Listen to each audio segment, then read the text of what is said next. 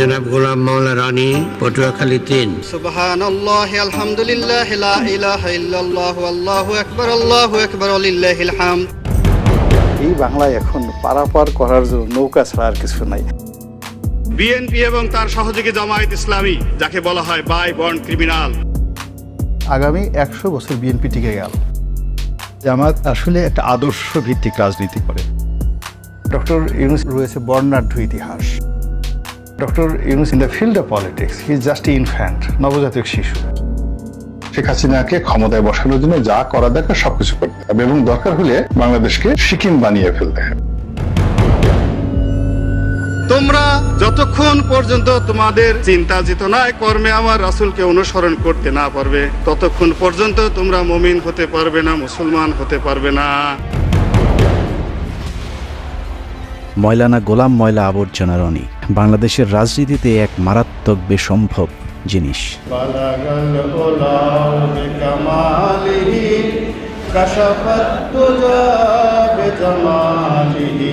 1967 সালে পয়দা হওয়া 57 পেরিয়ে 58-তে পা দিতে চলা এই স্বঘোষিত রাজনীতিবিদ এখন পর্যন্ত সিদ্ধান্ত নিতে পারেনি সে আসলে কোন দলের রাজনৈতিক মতাদর্শে বিশ্বাসী। আমি মনে করি মির্জা ফখরুল থেকে শুরু করে সবারই উচিত জয় বাংলা বলা। আওয়ামী লীগ এত অভাবগ্রস্ত, একটা লোকও নৌকার মাঝি হতে চায়। সংসদে কোনো রাজনীতি নেই। আমার সাথে অনেক বড় বড় মানুষ রয়েছেন যাদের হয়তো পদ পদবি নেই। বিজয় বলতে কি সিংহাসনে বসা?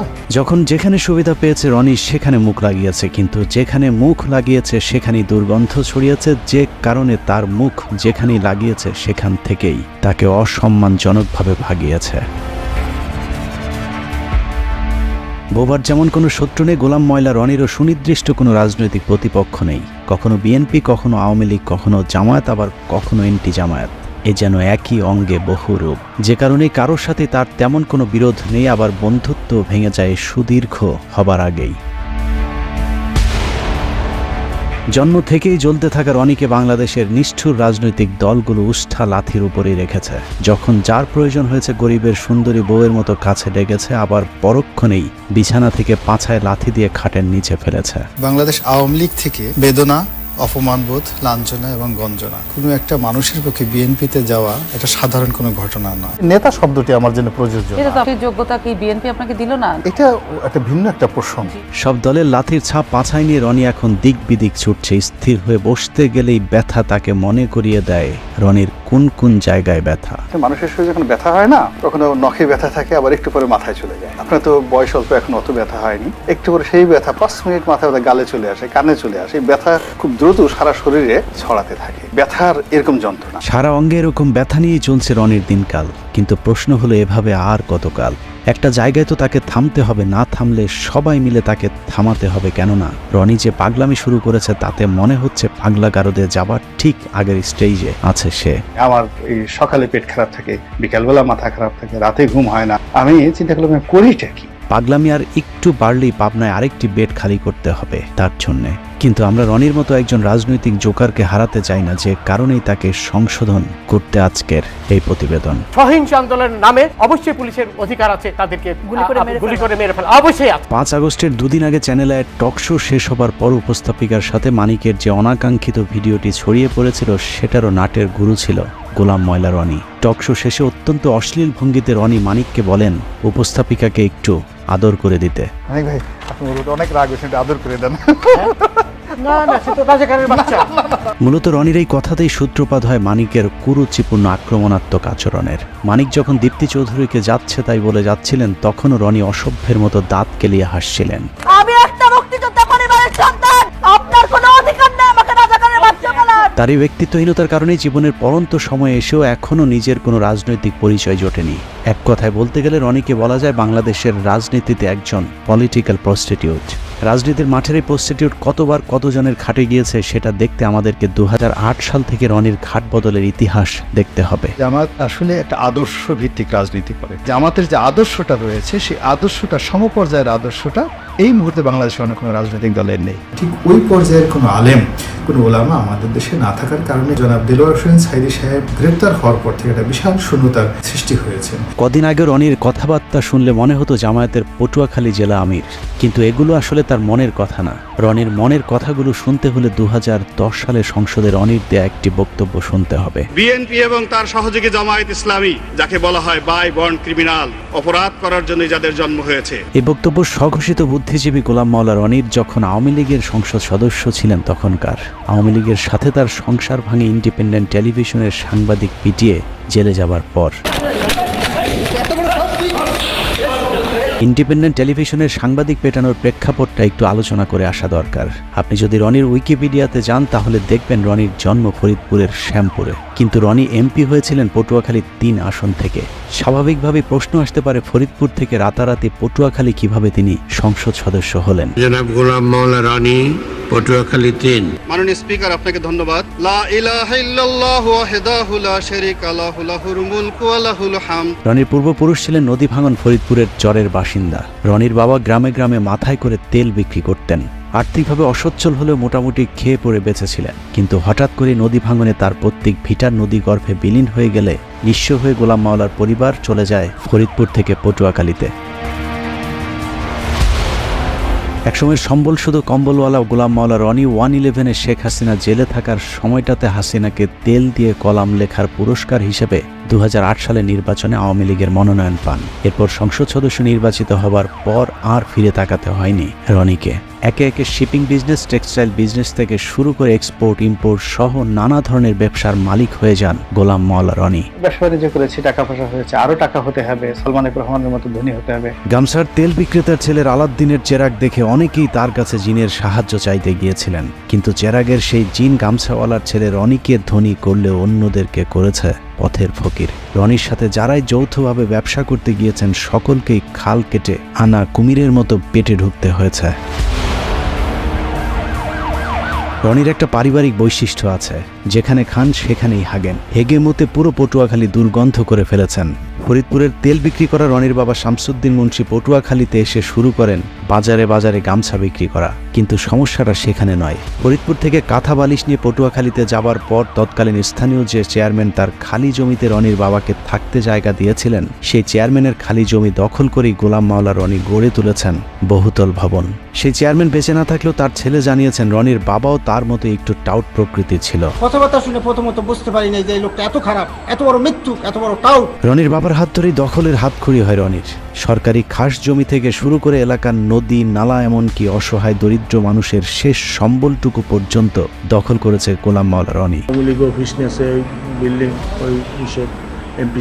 মাস্তানদেরকে বলেন যে আমার কাছ থেকে চাঁদা যদি নেয় একটু কম পরিমাণে ডিমান্ড করে, কিন্তু 5 লাখ দেওয়ার মতো তো আমার সামর্থ্য নেই।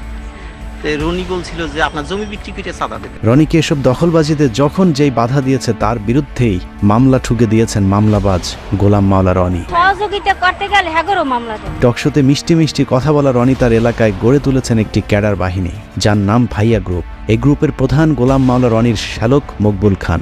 দখলবাজি আর চাঁদাবাজিতে অতিষ্ঠ গলাচিপা এলাকার মানুষ মকবুলের বিরুদ্ধে নালিশ করতে গিয়েছিলেন রনির কাছে, কিন্তু ভুক্তভোগী ব্যক্তিরা বুঝতে পারেননি টেলিভিশনের রনি আর টেলিভিশনের বাইরের রনি এক জিনিস নয়।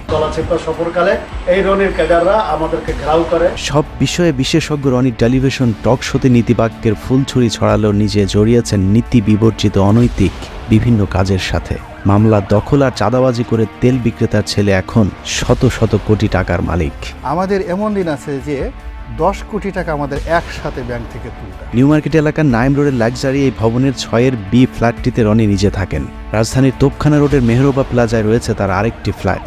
বসুন্ধরা বাড়িধারা প্রকল্পে 5 কাঠা এবং পূর্বাচলে রয়েছে তার আরেকটি 10 কাঠার প্লট। নিজের অন্যান্য জায়গার বাড়ি ফ্ল্যাট থাকার তথ্য গোপন করে অবৈধভাবে তিনি এসব প্লট বাগিয়ে নিয়েছেন।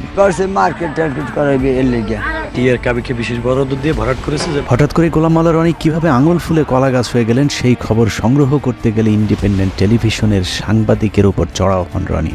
মেমোরি কার্ড যদি নিয়ে থাকে মেমোরি কার্ড ফেরত দিয়ে দেন। কি আসছে মেমোরি কার্ড? আমার দ্বারা যদি কেউ ক্ষতিগ্রস্ত হয়ে থাকে এজ এ বড় ভাই হিসেবে আমি সরি। যাই হোক, ওই ঘটনায় গ্রেফতারের পর জেল খাটতে হয়েছে বেশ কিছুদিন। জেল থেকে বেরোলেও আর আওয়ামী লীগে ঢুকতে না পারায় নতুন ভাতারের সন্ধানে বের হন তিনি। খুঁজতে খুঁজতে বিএনপির সাথে দেখা। সাংগঠনিকভাবে চরম ভঙ্গুর অবস্থায় থাকা বিএনপি তখন ডক্টর কামাল কাদের সিদ্দিকী রনিদের মতো খড়কুটো যা পেয়েছে তাই আঁকড়ে ধরেছে। 2018 সালে নির্বাচনের আগে যেদিন রনি বিএনপিতে যোগ দিয়েছিলেন সেদিন সাংবাদিকরা তাকে প্রশ্ন করেছিল বিএনপিতে কতদিন থাকবেন। রনি তার উত্তরে বলেছিলেন মৃত্যু পর্যন্ত থাকতে এসেছে। আমি এখানে এসেছি এবং মৃত্যু পর্যন্ত এখানে থাকবো ইনশাআল্লাহ। মূলত 2018 সালে বিএনপির মনোনয়ন পেতেই রনির এই পোল্টিবাজি। রনির সেই ডিগবাজিতে ধানের শীষের টিকিটও পেয়ে গিয়েছিলেন, কিন্তু পটুয়াখালী 3 আসনে আজীবন বিএনপির রাজনীতি করে আসা বিএনপির মূল প্রার্থী মনোনয়ন প্রত্যাহার না করে রনির প্রতিদ্বন্দ্বিতা করেন। গোলাম মাওলা রনি এখন আওয়ামী লীগের সঙ্গে বেইমানি করেছে, সামনে বিএনপির সাথে করবে। সে বিএনপিতে যোগ দিয়েছে, জনগণ তাকে আর কোনোদিন সমর্থন করবে না। তাকে মনোনয়ন দেওয়া হয়, কিন্তু নির্বাচন কমিশন তার মনোনয়নের প্রার্থিতা বাতিল করেছে।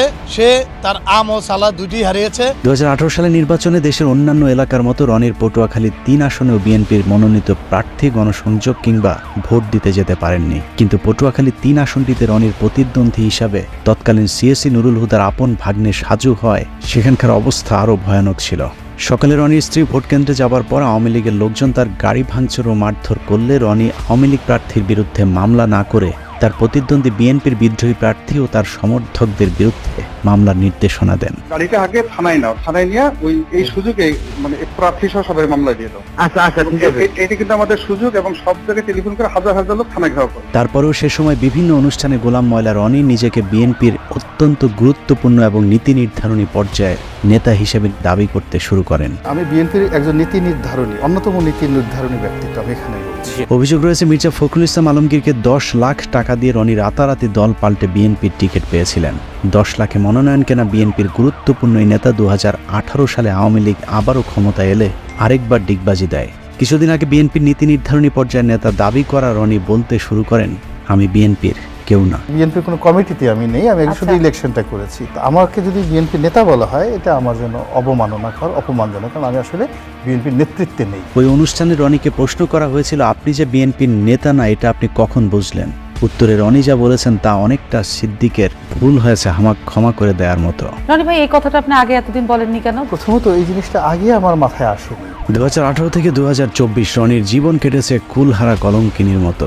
জলে ভাসা পদ্মের মতো 5টি বছর কাটানোর পর 2024 সালে আওয়ামী লীগ যখন আবারও ক্ষমতায় আসে তখন গোলাম মাওলা রনি বুঝতে পেরেছিলেন আওয়ামী লীগ ছাড়ার কোনো উপায় নেই, যে কারণে 2024 সালে নির্বাচনের পর আবারও আওয়ামী লীগের খাটে যাবার চেষ্টা করতে থাকেন। আওয়ামী লীগকে তো সবসময় মিস করি, মৃত্যু পর্যন্ত মিস করি। আর আমি যদি বিএনপির মন্ত্রীও থাকি এবং আওয়ামী লীগের যদি প্রয়োজন মনে করে তখন সেই মন্ত্রিত্ব ছেড়ে দিয়ে হলো আওয়ামী লীগের হাল। আওয়ামী লীগে আবারও পথ ফিরে পেতে বিএনপিকে নিয়ে নানা ধরনের ঠাট্টা বিদ্রুপমূলক কথাবার্তা শুরু করেন গোলাম ময়লা রনি। বিএনপি এখন সরাসরি মাঠের রাজনীতি না করে তারা দোয়াদরুতে মগ্ন হয়ে গেছে, ঝাড়ফুঁক তাবিজ কওয়াজে ব্যস্ত। কেউ কেউ বলে যারা জাদুটু নাও জানে, বানও মারতে জানে। বিএনপির যে গণতান্ত্রিক ভাবে তাদের যে অবস্থানটা ছিল সেটাকে তারা তাড়িয়ে সামনের যে জায়গাটিতে মিস্টার জো বাইডেনকে বসিয়ে দিয়েছে, মিস্টার পিটার ডি হাসকে বসিয়ে দিয়েছে। বিএনপিকে নিয়ে হাসি ঠাট্টা করে অবশ্য কোনো লাভ হয়নি, কারণ পুরাতন স্বামী আওয়ামী লীগের সাথে আবারও ঘর বাঁধার আগেই স্বামী পলাতক অবস্থা যখন এই রনি আবারও শুরু করে নতুন স্বামীর সন্ধান।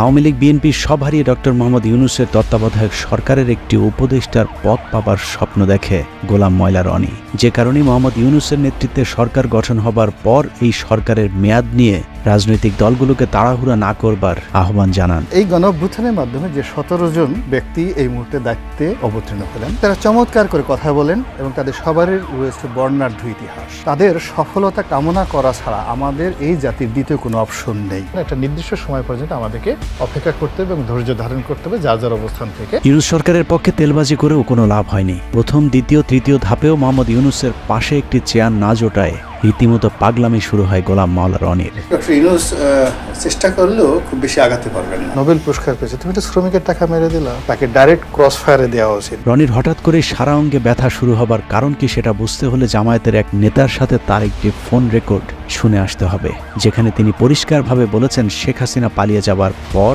ক্যান্টনমেন্টকে সব দলকে ডাকলেও গোলাম মাওলা রনিকে না ডাকাতেই তিনি ক্ষিপ্ত হয়েছেন। সবাই তো ইউনূস সাহেবকে তেল মারতেছে, আওয়ামী লীগের গালি দেওয়া তো খুব সহজ একটা বিষয়।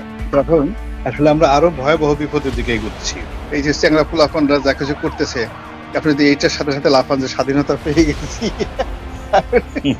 Doctor Yunus he is in wrong, ভুল কাজ করতেছে। আপনি সেই ঘরের মধ্যে ঢুকবেন, ঢুকার আগে আপনি আমাদের সবার সাথে আলোচনা করে নেবেন না। আলোচনা না করে আপনি ঢুকে গেছেন, ঢুকে গিয়ে আপনি বিপদের মধ্যে পড়ে এখন আমি আপনার ওখান থেকে কিভাবে বাঁচাবো? আপনি তো ঢুকে গেছেন ওর মধ্যে। রনি ছাড়া সব দল ক্যান্টনমেন্টে মিটিং করাতে সব দলকেই তিনি বদদোয়া দিয়েছেন। পীরে গোলাম ময়লা জামায়াতের ওই নেতার সাথে ভবিষ্যৎবাণী করেছেন, যারা যারা সেদিন ক্যান্টনমেন্টে গিয়েছিল সবাইকেই নাকি ভারতে রোশানলে পড়তে হবে। যারা গেছে তারা সবাই দুর্ভোগ হবে। জামাত বর্ণ যারা, ইভেন আমাদের মির্জা ফখরুল সাহেব গেছেন, ওখানে খুব রং কাজ করছে, খারাপ কাজ করেছে। জোনায়েদ সাকি গেছে, যারা গেছে প্রত্যেকটা লোকের এই কর্মফল ভোগ করতে হবে। Just wait. মানে দিল্লি কি এইরকম প্ল্যান করতেছে আপনি বলতে চাইতেছেন? জি, এটা সেই প্ল্যান অনুযায়ী সবকিছু। এখন আপনি একটা কাজ করেছেন, সেই কাজের তো ফল আপনাকে ভোগ করতেই হবে। পরিস্থিতি যা দাঁড়িয়েছে, যে কোনো সময় 999-এ কল করে রনিকে পাবনার গাড়িতে উঠিয়ে দিতে হবে। Doctor Yunus is a famous and eminent economist, কিন্তু in the field of politics he is just infant, নবজাতক শিশু, 3 মাসও টিকতে পারবেন না। নিজের ফেসবুক, ইউটিউব থেকে শুরু করে টেলিভিশন টক শো সবখানি যেন রনির টার্গেটে পরিণত হয়েছে ডক্টর মোহাম্মদ ইউনূস। মুখরোচকর টাইটেল, থাম্বনেল আর নানা ধরনের ব্যাখ্যা বিশ্লেষণের মধ্য দিয়ে ডক্টর মোহাম্মদ ইউনূসকে বিতর্কিত করবার জন্য যেন রীতিমতো ন্যাংটা হয়ে রাস্তায় নেমেছেন গোলাম ময়লা রনি। 11 সেই সময়টিতে মঈনুদ্দিন ফখরুদ্দিনের উপরেও ছিলেন ডক্টর মোহাম্মদ ইউনূস। তাতে 11-এর একটা লেটেস্ট ভার্সন, এটাকে আপনি ডিজিটাল ভার্সন বলতে পারেন। একটি সূত্র জানিয়েছে, বাংলাদেশের রাজনীতির হিরো আলমের update version Alom pro max Golam ময়লা রনির সাথে আওয়ামী লীগের একটি সমঝোতা হয়েছে।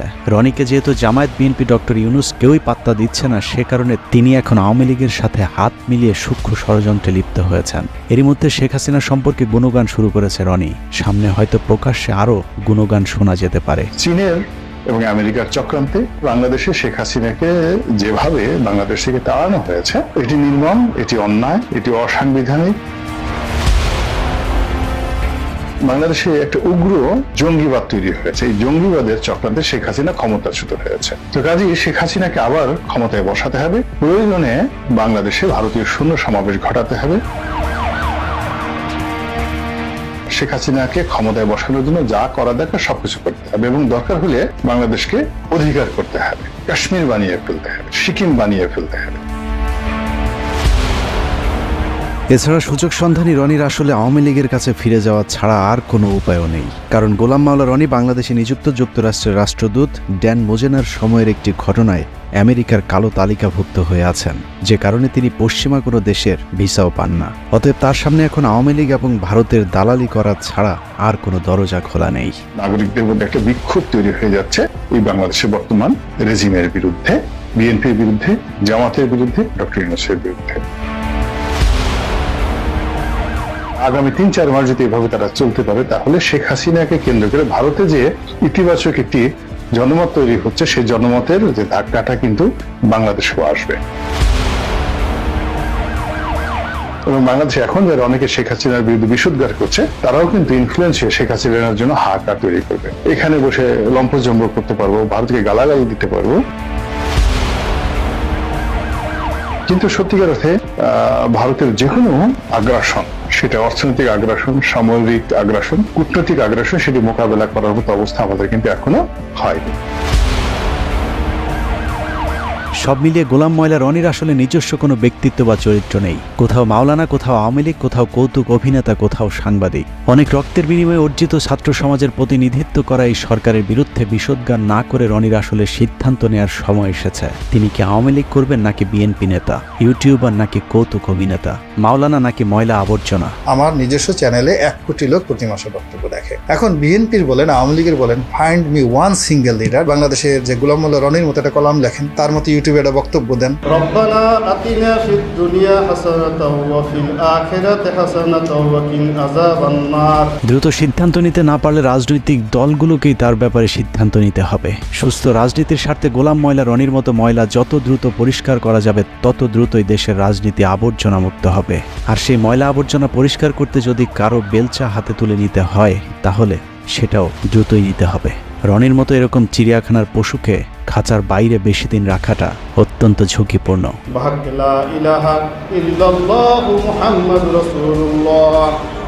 আল্লাহ হাফেজ।